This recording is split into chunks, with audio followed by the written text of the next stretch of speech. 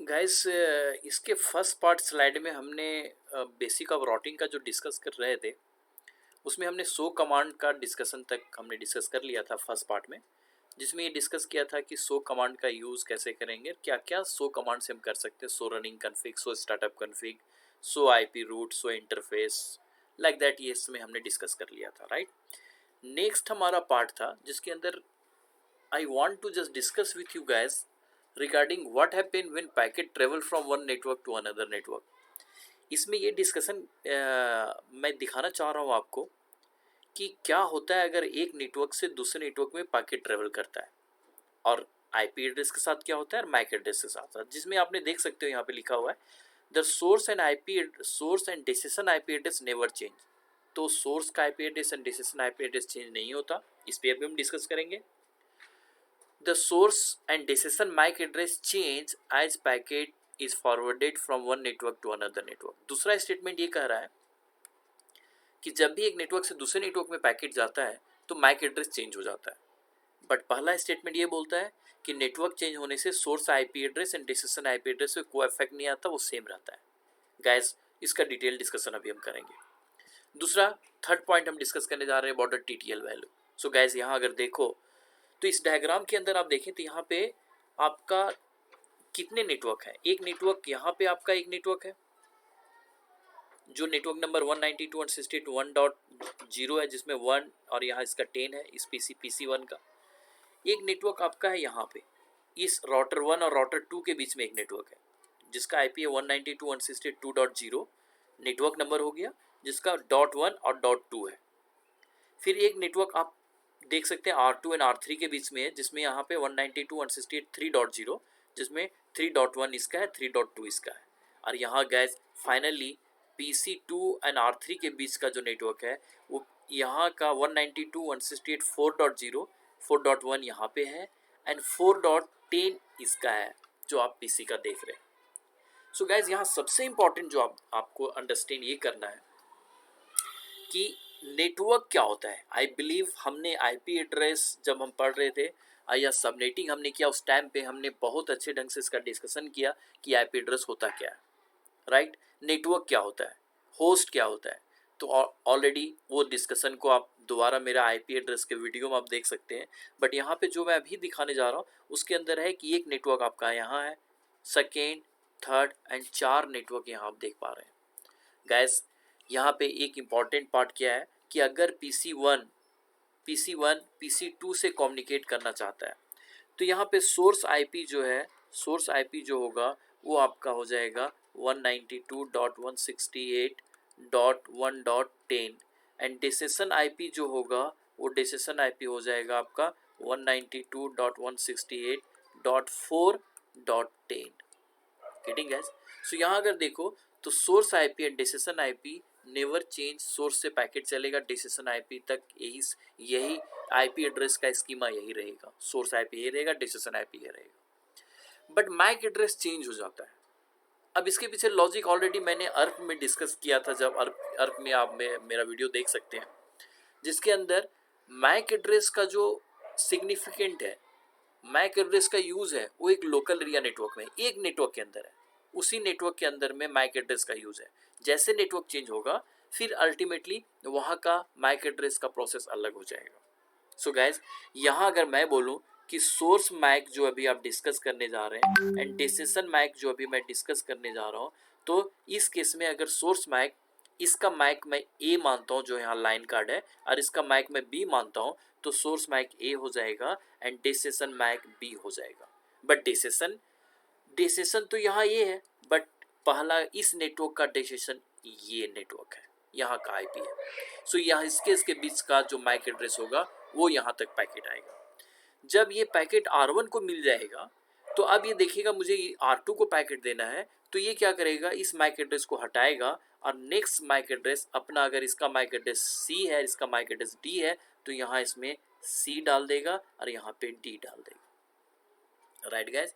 अब जैसे यहाँ से पैकेट आया और R2 के पास आ गया तो R2 क्या करेगा, C और D को हटाएगा एंड यहाँ पे R2 से R3 के बीच में, बिकॉज इस रूट पे पैकेट जाना है, तो इसका यहाँ डाल देगा आपका E एंड इसका एफ, जो कि यहाँ पे इसका ई हो जाएगा और यहाँ पे एफ हो जाएगा। अगर मैं इसका डबल ए डाल दूँ और यहाँ का मैक एड्रेस का डबल बी लेता हूँ, बिकॉज एफ आपका लास्ट होता है हेक्साडेसिमल में जो मैक एड्रेस रिप्रेजेंट किए जाते हैं। तो गैस यहाँ पे अब ई से एफ, अब पैकेट अगर यहाँ डिलीवर हो गया, यहाँ से यहाँ पैकेट आ चुका है, तो अब ई जो राउटर 3 है वो राउटर 3 क्या करेगा, इनके मैक एड्रेस को हटाएगा और नया मैक एड्रेस ऐड करेगा। तो नया मैक एड्रेस सोर्स हो जाएगा ए एंड डेस्टिनेशन हो जाएगा डबल बी। सो गैस ये फिर आपका डिलीवर हो जाएगा यहाँ पे। सो आप देख रहे हो सोर्स आईपी डेस्टिनेशन आईपी जो लॉजिकल एड्रेस है वो चेंज नहीं हुआ, बट फिजिकल एड्रेस जो मैक एड्रेस है हर एक नेटवर्क के बाद वो चेंज हो रहा है। That you have to keep in your mind, right guess. And दूसरा नंबर, सो ये 2 पॉइंट ये कह रहा था आपका। थर्ड पॉइंट जो है टीटीएल वैल्यू पे, सो टाइम टू लीव की बातें करते हैं। टाइम टू लीव का मतलब क्या होता है? टाइम टू लीव का मतलब है गैस कि अगर एक नेटवर्क से दूसरे नेटवर्क में पैकेट ट्रेवल कर रहा है, राइट, एक नेटवर्क से दूसरे नेटवर्क में पैकेट ट्रेवल कर रहा है, तो क्या होता है, जैसे एक नेटवर्क से दूसरे नेटवर्क में पैकेट जाता है तो टीटीएल वैल्यू एक माइनस हो जाता है। अब टीटीएल वैल्यू आपने मैंने टीटीएल वैल्यू पे ऑलरेडी मैं डिस्कस कर चुका हूँ, जिसमें मैंने आपको बोला था कि अगर सिस्को का नेटवर्क है तो सिस्को में ये अगर सिस्को के राउटर सारे लगे हुए हैं तो 255 टीटीएल वैल्यू होता है। मीन्स अगर एक नेटवर्क 255 नेटवर्क के बाद ये पैकेट को अगर वहाँ तक का डेस्टिनेशन तक ये जा सकता है, इसके बाद ये पैकेट ड्रॉप कर देगा अगर वहाँ तक नेटवर्क नहीं मिलता या डेस्टिनेशन रीच नहीं हो पाता। सो गैस अगर ये सिस्को का नेटवर्क है तो यहाँ पे देखें तो एक माइनस होता चला जाएगा और लास्टली ये रिड्यूस हो जाएगा। अगर आप विंडोज़ मशीन आप यूज़ कर रहे हैं तो उसका 128 होप तक जाता है, 128 नेटवर्क तक जाएगा। एंड अगर आप लिनक्स मशीन यूज़ कर रहे हैं गैस तो दोबारा मैं रिपीट कर देता हूँ, ये आपका 64 नेटवर्क तक जाएगा, right. So in this discussion हमें यहाँ ये लर्न करना है कि आपका source IP address destination IP address change नहीं होता, but source MAC address and destination MAC address always network हर एक डिफरेंट नेटवर्क पे चेंज हो जाता है। Okay guys, so this is about the network and this is about the IP address, MAC address and TTL value. Now come to the next point. यहाँ पे अगर मैं गाइस यहाँ मैं डिस्कस करूँ तो यहाँ पे देख सकते हैं कि ये जो है the terms about the routing and types of routing की अगर मैं बात करूँ तो यहाँ पे एक हम डिस्कस करने जा रहे हैं राउटिंग क्या होता है एंड टाइप्स ऑफ राउटिंग कितने पढ़ने जा रहे हैं, हम क्या क्या पढ़ने जा रहे हैं राउटिंग के बारे में। सो taking a packet from one network and sending it through to another network is called routing। जो routing में हमने definition learn किया है अगर वो किस language को देखें तो। फिर router don't care about the host, they only care about the network and the best path to each one of them। so यहाँ पे क्या करता है, select the best path। यहाँ अगर देखें तो ये क्या करता है, इसमें क्या कहना चाह रहा है कि राउटर जो है नेटवर्क पे फोकस करता है, होस्ट से इससे कोई लेना देना नहीं है, राइट। सो एक नेटवर्क का पैकेट दूसरे नेटवर्क पे फॉरवर्ड करता है, दैट इट मीन टू से। गैस यहाँ अगेन जो पहला पॉइंट है अगर मैं उससे डिस्कस करूँ तो एक डेफिनेशन है कि राउटर एक नेटवर्क का पैकेट लेता है दूसरे नेटवर्क को डिलीवर करता है। एंड यहाँ दूसरा पॉइंट में क्या बताना चाह रहा है कि अगर एक नेटवर्क से दूसरे नेटवर्क पे पैकेट जाएगा, सो यहाँ पे it is not going to care about the host, network पे केयर करता है, नेटवर्क पे डिस्कस करता है। Third point, the logical network address that to mean to about the IP address of the decision host is key to get packets through around a network। so यहाँ पे क्या कहना चाह रहा है कि जनरली लॉजिकल एड्रेस के through ही आपका काम होता है। पिछले स्लाइड में भी आपने देखा कि मैक एड्रेस तो हमेशा चेंज हो रहा है, इसका मतलब जो राउटर जो डिसीजन ले रहा है, राउटर डिसीजन सिर्फ लॉजिकल एड्रेस पे ले रहा है, मीन्स आईपी एड्रेस पे ये डिसीजन ले रहा है। सो that is the meaning of routing जो यहाँ पे कॉन्सेप्ट पे आप देख पा रहे हैं, राइट। नेक्स्ट है गाइज, अगर मैं सेकेंड पॉइंट को डिस्कस करूँ कि टाइप्स ऑफ राउटिंग क्या होता है। So guys types of routing जो हमें पढ़ना है वो एक स्टैटिक राउटिंग के बारे में हम डिटेल डिस्कशन करेंगे। Then we are going to discuss about dynamic routing and एक डिस्कशन हमारा जाएगा डिफॉल्ट राउटिंग पे। तो static routing hopefully today I am going to cover static routing and default routing, but dynamic routing तो अभी बाद में कवर करेंगे बिकॉज वो आगे ये बड़ा टॉपिक है। तो लेकिन डायनेमिक राउटिंग को again further it is divide two 2 part, IGP and EGP. That is ये हमारा डिस्कशन का पार्ट होगा कि इंटीरियर गेटवे राउटिंग प्रोटोकॉल क्या होता है, एक्सटीरियर गेटवे राउटिंग प्रोटोकॉल क्या होता है। बट गैस अगर इंटीरियर गेटवे राउटिंग प्रोटोकॉल को देखो तो इसको डिस्टेंस वेक्टर राउटिंग प्रोटोकॉल हम बोलते हैं। एंड आईजीपी के अंदर एक और प्रोटोकॉल आता है, that is link state routing protocol. And exterior gateway routing protocol को हम पाथ वेक्टर राउटिंग प्रोटोकॉल बोलते हैं। अगर आप डिस्टेंस वेक्टर राउटिंग प्रोटोकॉल को देखो, जिसका further version 1 IGP IGRP, version 2 and EIGRP है, राइट। एंड अगर लिंक स्टेट राउटिंग प्रोटोकॉल की बात करो तो इसके अंदर आपका ईजीएस एंड ओएसपीएफ है, जो ये इंटीरियर गेटवे आईजीपी के पार्ट है। And EGP exterior gateway routing protocol को देखो तो ये पाथ वेक्टर हो जाता है। Border gateway routing protocol BGP के अंदर ही आता है, बॉर्डर गेटवे राउटिंग प्रोटोकॉल बोलते हैं। So that is not a part of our syllabus, वो हम बाद में डिस्कस करेंगे। बट अगर राउटिंग की बात करें, सो गाइज यहाँ पे static routing, dynamic routing and default routing पे हम डिस्कस करने जा रहे हैं। एंड इसके बाद नेक्स्ट जो स्लाइड हमारा mostly focus on static routing. But अभी स्टैटिक राउटिंग में जाने से पहले just I want to discuss about the AD value. AD value होता क्या है? एडमिनिस्ट्रेटिव डिस्टेंस इसको बोलते हैं।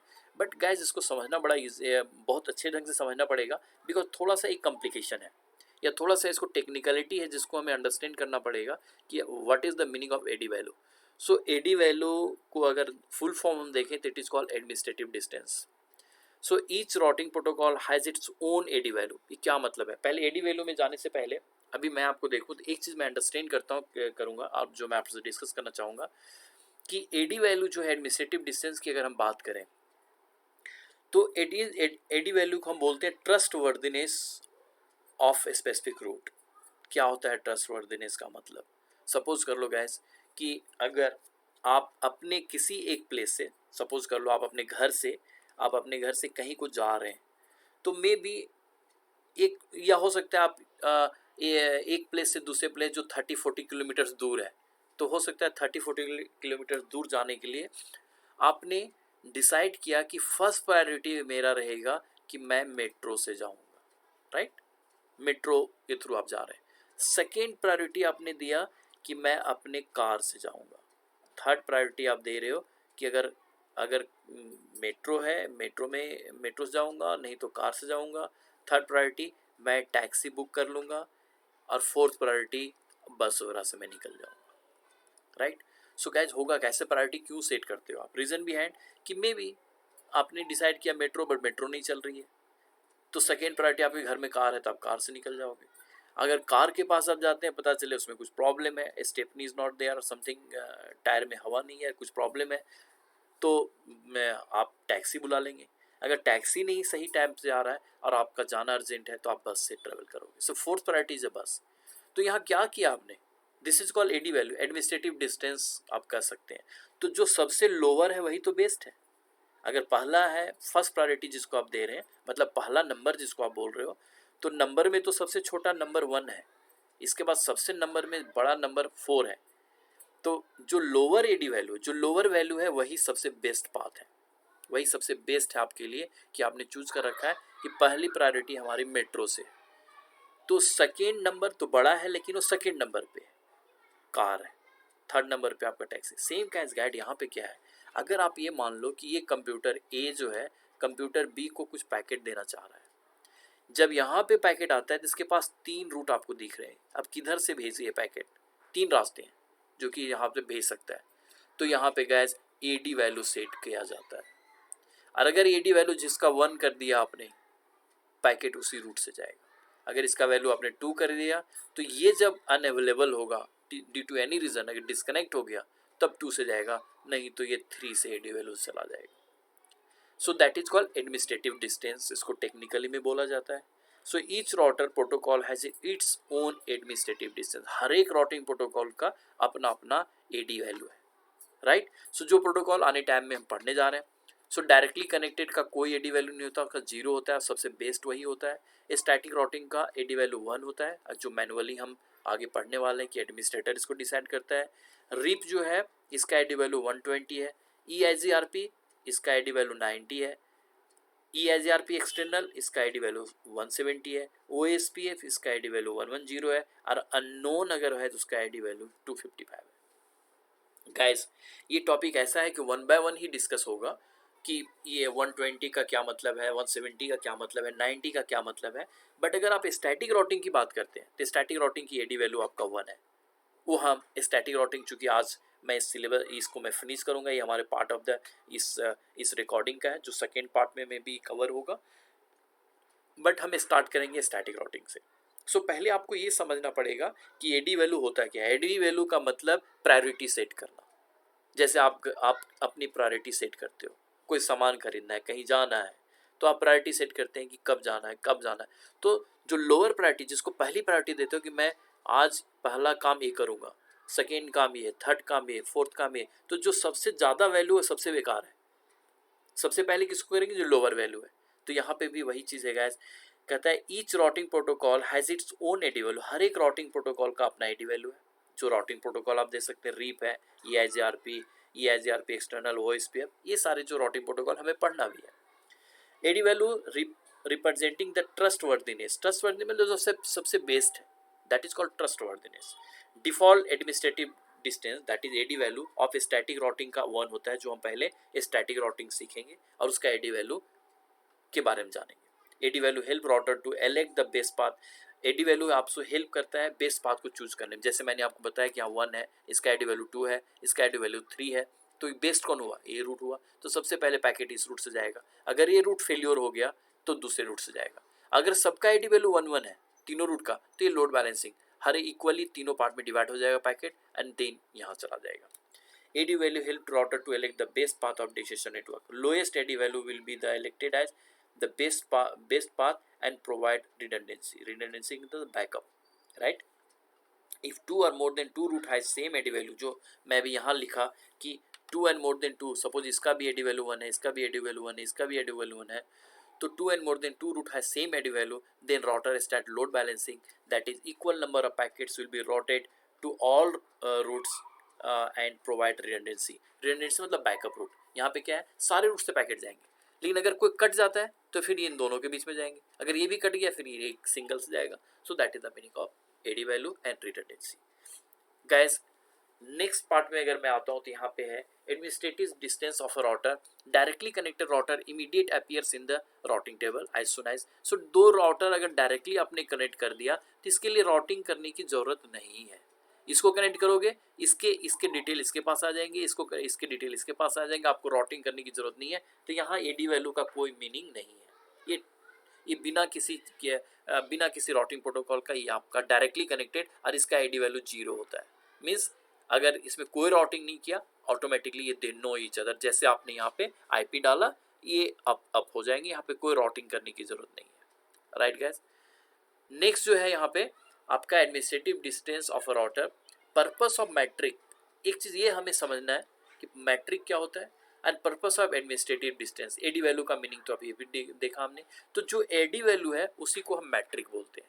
सो क्या कहता है, it is a calculated value use to determine the best path to decision. जो कैलकुलेटेड एक वैल्यू निकालेंगे, आगे आपको प्रोटोकॉल में पता चलेगा कि कैसे वैल्यू को कैलकुलेट करें, what kind of value we are going to calculate, and क्या हमारे पास वैल्यू आएगा, that we have to learn। And इसके बाद आपको ये देखना है कि उसी अकॉर्डिंग आप एडी वैल्यू डिसाइड करोगे कि एज पर कैलकुलेशन। वो आपको देखना पड़ेगा जब जिस प्रोटोकॉल में हम डायनेमिक राउटिंग प्रोटोकॉल में जब इसके डिस्कशन पे मैं आऊँगा, उस समय मैं आपसे डिस्कस करूँगा कि एक्चुअली ये होता कैसे है, कैसे कैलकुलेट करते हैं, एंड फिर इसके बाद एडी वैल्यू डिसाइड कैसे होता है। सो गाइज यहाँ तक जो था आपका अबाउट द एडी वैल्यू था। एंड नाउ मैंने इस रिकॉर्डिंग के टाइम मैंने बोला था कि इसको मैं 2 पार्ट में फिनिश करूँगा, बट आई बिलीव कि ये हर एक पार्ट लंबा होता है। मेरा प्लानिंग ये होता है कि एटलीस्ट जो हर एक रिकॉर्डिंग हो वो 15 मिनट से ज़्यादा ना हो। इसीलिए मैं ये फील कर रहा हूँ कि मैं इसकी रिकॉर्डिंग स्टैटिक राउटिंग के पार्ट 3 में करूँ। सो गाइज I believe कि I will start this in static routing in my 3rd video। So अभी तक जो आपने डिस्कस किया वो यहाँ तक का आप देख सकते हैं कि हमने एडी वैल्यू पे डिस्कस कर लिया। एंड नेक्स्ट जो रिकॉर्डिंग हम करने जा रहे हैं अबाउट द स्टैटिक राउटिंग, जहाँ पे मैं लैब भी करके दिखाऊंगा आपको कि स्टैटिक राउटिंग होता कैसे है। I believe this will be helpful for you guys. Thank you.